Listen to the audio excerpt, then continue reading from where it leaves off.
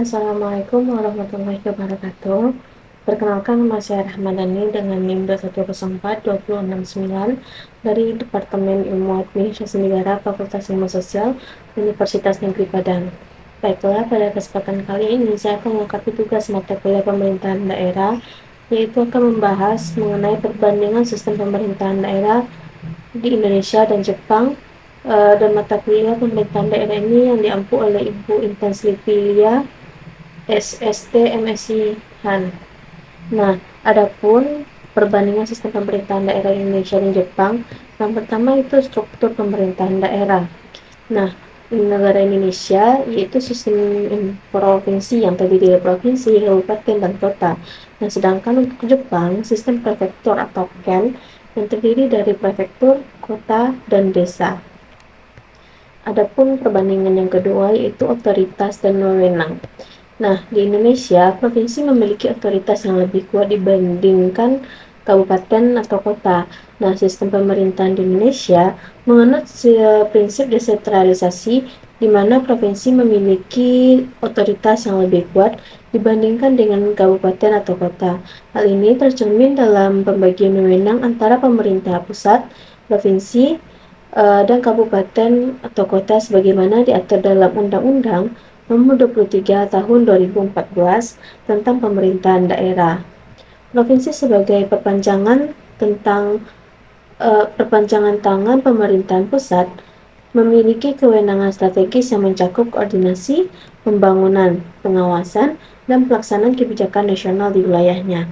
Selain itu, gubernur sebagai kepala daerah provinsi memiliki peran penting dalam mengarahkan dan mengawasi jalannya pemerintahan di kabupaten atau kota yang berada di bawah yurisdiksinya.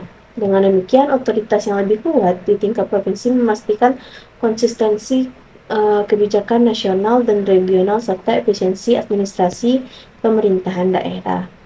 Nah, di negara Jepang, prefektur memiliki otoritas signifikan dalam pengambilan keputusan dan administrasi. Sistem pemerintahan daerah di Jepang menunjukkan bahwa prefektur memiliki otoritas signifikan dalam pengambilan keputusan dan administrasi yang mencerminkan struktur desentralisasi yang kuat. Prefektur di Jepang yang berjumlah 47 dipimpin oleh gubernur dan dipilih langsung oleh rakyat, menandakan tingkat otonomi yang tinggi dalam hal kebijakan lokal. Nah, prefektur memiliki kekuasaan fiskal yang memungkinkan mereka untuk mengatur anggaran dan sumber daya sesuai prioritas lokal. Nah, adapun perbandingan yang ketiga yaitu praktik dan administratif. Nah, Indonesia proses politik seringkali mempengaruhi pengambilan keputusan di tingkat pemerintahan daerah. Praktik dan administratif sistem pemerintahan daerah di Indonesia menunjukkan bahwa proses politik seringkali mempengaruhi pengambilan keputusan di tingkat pemerintahan daerah dalam kerangka desentralisasi kepada daerah seperti gubernur, bupati, dan wali kota dipilih melalui pemilihan langsung yang politis, sehingga mereka seringkali harus memperhitungkan kepentingan partai politik dan mendukung mereka serta aspirasi pemilih untuk mempertahankan legitimasi dan popularitasnya.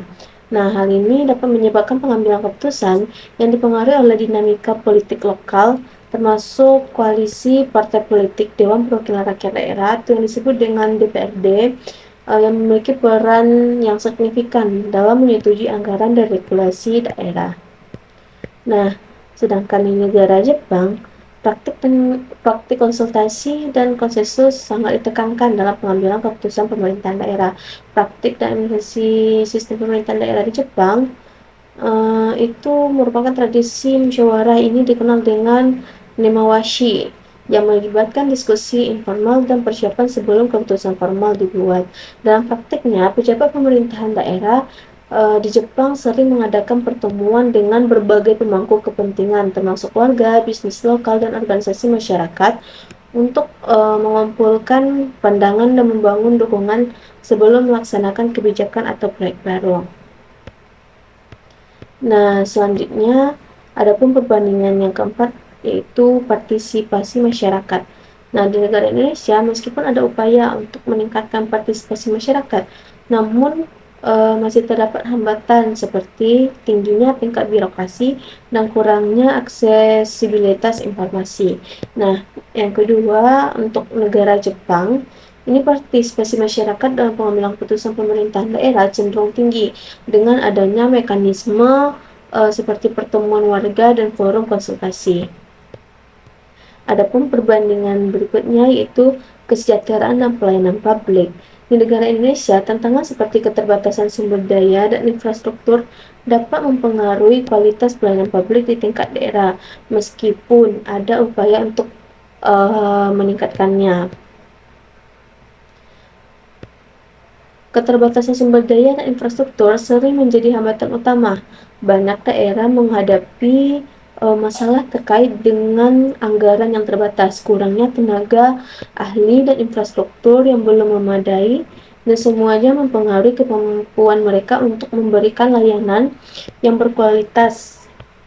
Itu disparitas ekonomi antar daerah juga menjadi tantangan serius, dengan daerah yang lebih miskin cenderung mengalami kesulitan lebih besar dalam menyediakan pelayanan publik yang memadai. Meskipun demikian, pemerintah pusat dan daerah terus bekerja sama untuk mengatasi masalah ini dengan meningkatkan alokasi anggaran, mengembangkan kapasitas sumber daya manusia, serta meningkatkan infrastruktur daya seperti transportasi dan kesehatan.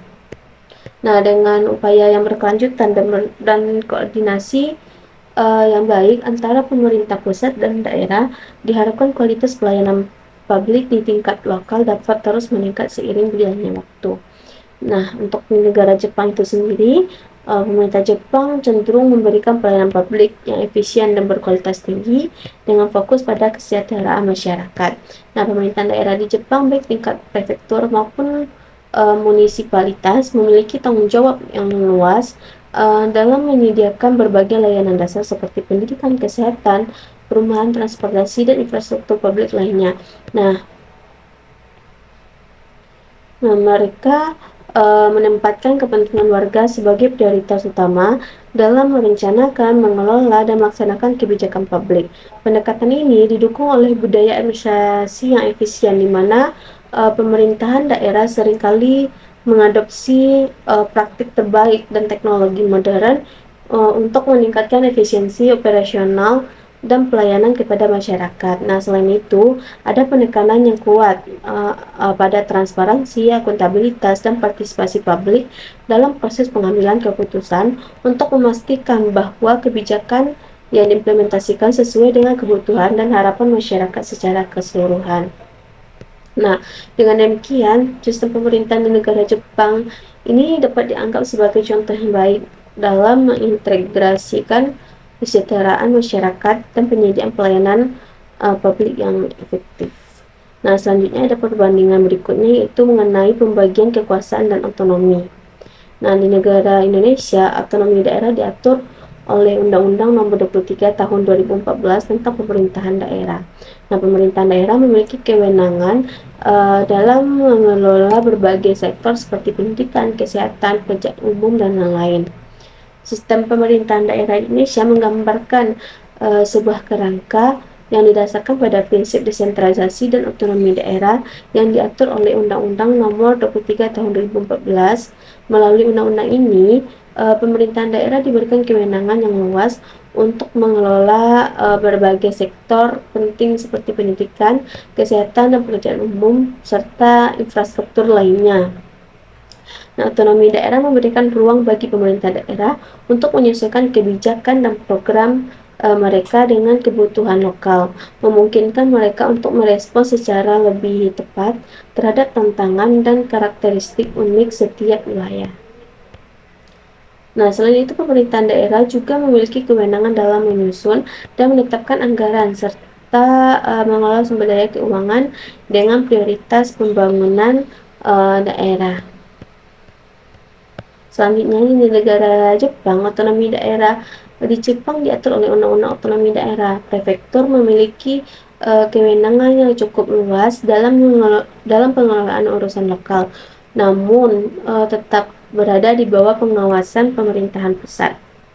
Sistem pemerintahan Daerah di Jepang menunjukkan pembagian kekuasaan dan otonomi yang menarik antara pemerintah pusat dan prefektur. Prefektur di Jepang memiliki kewenangan yang cukup luas dalam mengelola urusan lokal seperti pendidikan, kesehatan, dan transportasi. Nah, mereka bertindak sebagai badan eksekutif di tingkat regional dan dipimpin oleh gubernur yang dipilih langsung oleh penduduk prefektur. Namun, prefektur tetap berada di bawah pengawasan dan arahan pemerintah pusat yang menetapkan kerangka regulasi umum dan kebijakan nasional yang harus diikuti oleh semua entitas pemerintahan daerah yang mencerminkan prinsip desentralisasi yang ada di Jepang. Selanjutnya, adapun perbandingan berikutnya yaitu pendanaan dan penganggaran.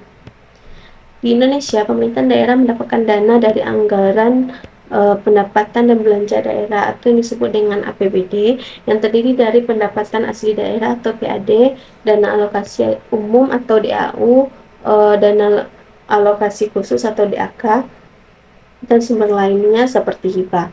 Nah, sedangkan di Jepang, pemerintah prefektur dan kota mendapatkan dana dari pajak lokal, subsidi, dan pemerintah pusat dan pinjaman. Nah, selanjutnya perbandingan berikutnya yaitu perlindungan lingkungan. Di Indonesia, meskipun terdapat regulasi lingkungan yang ketat, namun implementasinya di tingkat daerah seringkali masih terkendala oleh faktor ekonomi dan politik. Sementara di negara Jepang, pemerintahan daerah di Jepang cenderung memberikan perhatian yang besar terhadap perlindungan lingkungan dengan menerapkan kebijakan yang mendukung pengelolaan sumber daya alam dan pengurangan dampak lingkungan. Baiklah, mungkin hanya sekian dari penjelasan materi saya. Terlebih dan terkurang mohon maaf. Assalamualaikum warahmatullahi wabarakatuh.